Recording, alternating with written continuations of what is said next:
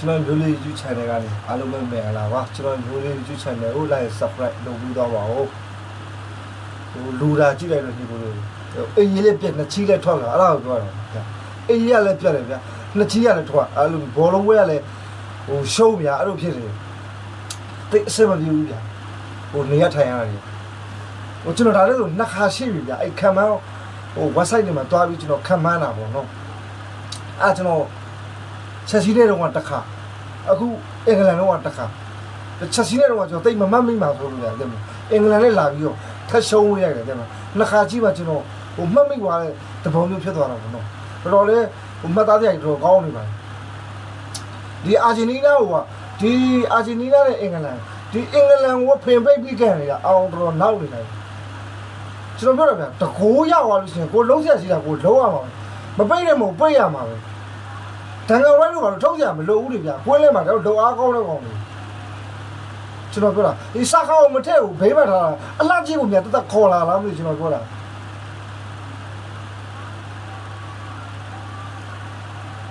တော့အဲ့ဒီဂေါ်ရန်လေးကလုံးသွင်းသွားတော့ဝမ်းစီနဲ့ဦးဆောင်နေအမိနစ်85 90ပွဲပြီးဂျော်ဒန်ဖြစ်နေပြီဗျာပြီးဆုံးနေပြီ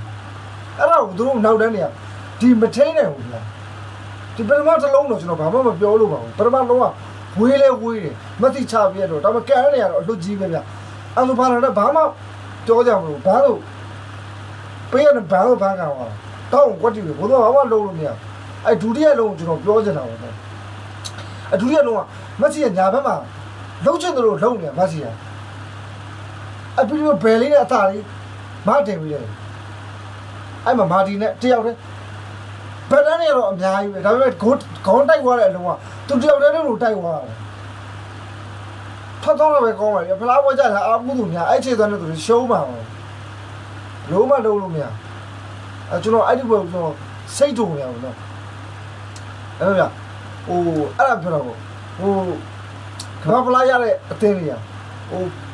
အလကားတက်ရလာတော့မဟုတ်ဘူးဗျပြမလားတော်ပြီးရှုံးလို့မရတဲ့မှာတော့ပါတယ်ဗျဒီမက်ဆီရဲ့